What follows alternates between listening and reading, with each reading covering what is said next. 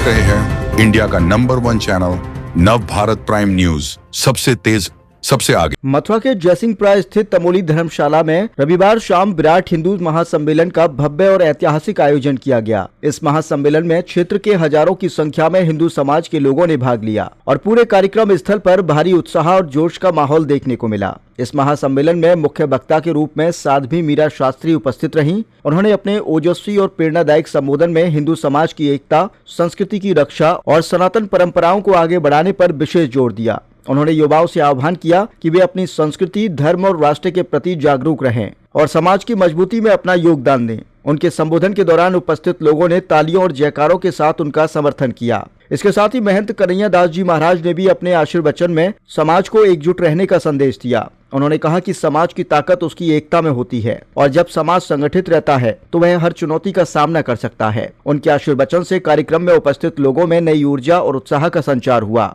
इस कार्यक्रम का आयोजन सर्व हिंदू समाज जयसिंहपुरा द्वारा किया गया। इस अवसर पर क्षेत्र के कई गणमान्य व्यक्ति उपस्थित रहे, जिनमें विशेष रूप से जयसिंहपुरा वार्ड नंबर 36 के पार्षद राकेश भाटिया, टीटू, आनंद माहेश्वरी, सन्नी ठाकुर, अरुण ठाकुर और राजकुमार धनगर एडवोकेट सहित कई सामाजिक कार्यकर्ता और सम्मानित नागरिक मौजूद रहे। कार्यक्रम के दौरान पूरे पंडाल में उत्साह का माहौल बना रहा और लोगों ने बढ़ चढ़ कर भाग लिया। महासम्मेलन में समाज की एकता, भाईचारे और सांस्कृतिक मूल्यों को मजबूत करने का संदेश दिया गया। उपस्थित लोगों ने समाज की एकता और विकास के लिए मिलकर कार्य करने का संकल्प भी लिया। आयोजकों ने बताया कि इस प्रकार के कार्यक्रमों का उद्देश्य समाज को जागरूक करना और एकजुट करना है, ताकि समाज मजबूत बन सके और आने वाली पीढ़ियों को अपनी संस्कृति और परंपराओं के प्रति जागरूक किया जा सके। कार्यक्रम के अंत में आयोजकों द्वारा सभी अतिथियों और उपस्थित जनसमूह का आभार व्यक्त किया गया और सभी के सहयोग के लिए धन्यवाद दिया गया। कुल मिलाकर जयसिंहपुरा मथुरा में आयोजित यह विराट हिंदू सम्मेलन एक भव्य, ऐतिहासिक और प्रेरणादायक कार्यक्रम साबित हुआ, जिसने समाज में एकता और जागरूकता का एक मजबूत संदेश दिया। लिखने जाती हो, किसी भी विधर्मी की बात में आकर के अपने देश का गौरव कम मत कर लेना। और ये बहुत चल रहा है, अभी भैया बोल रहे थे लव जिहाद, बहुत हमारे देश की बच्चियां नहीं समझ पाती और विधर्मी के पास जाकर के अपना जीवन समर्पित करती है। उसका परिणाम भी हम सभी देखते हैं। कारण क्या है? ये कारण कमी कहाँ रह गई? उनके माता पिता को जो पालन पोषण करना चाहिए था, जो लालन पोषण करना चाहिए था, उसमें कहीं ना कहीं कोई कमी रह गई। क्योंकि हमने तो बताया ही नहीं, हमने तो बच्चों को केवल इंजीनियर बनने का सपना दिखाया, केवल डॉक्टर बनने का सपना दिखाया।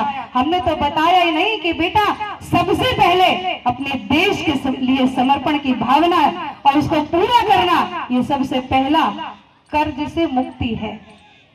क्योंकि हम जितने भी यहाँ बैठे हैं ना, हम सब के दादा, परदादा, दादी, परदादी, उन्होंने हमें एक भूमि प्रदान की है। और वो भूमि क्या है?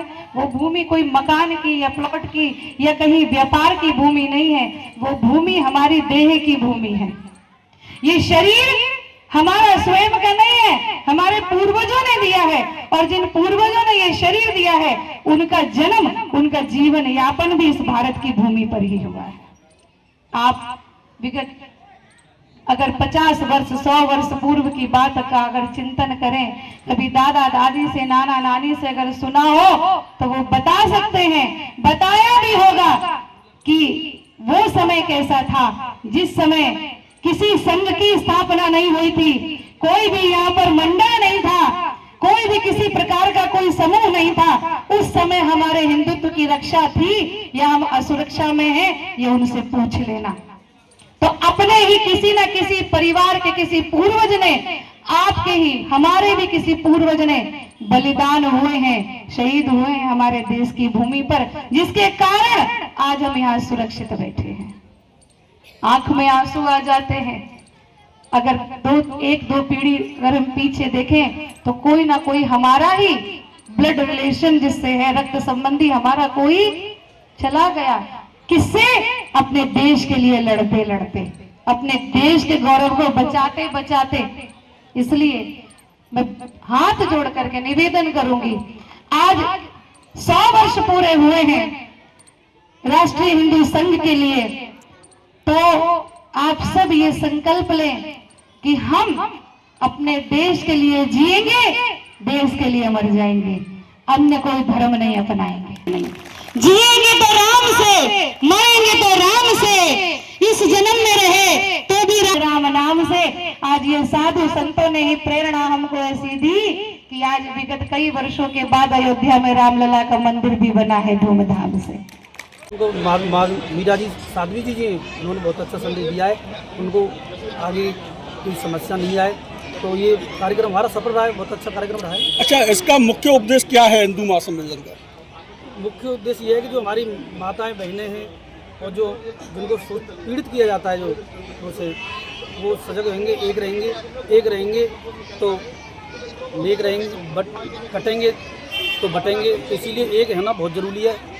इस कलयुग को देखते हुए हिंदुओं को रहना बहुत ज़रूरी है, एक होना है। पिता ये शिक्षा दें कि हमें अपने धर्म में जीना है और हमें अपने धर्म में मर जाना है, क्योंकि धर्म से ही मुक्ति है, धर्म से ही मोक्ष है, धर्म से ही सद्गति है।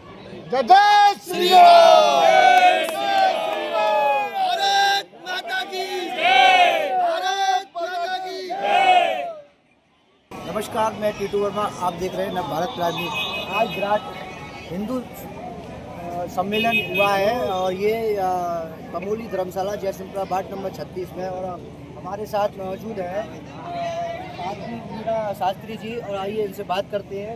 जी, ये आज मिलन समारोह हुआ है, क्या संदेश देना चाहेंगे आप?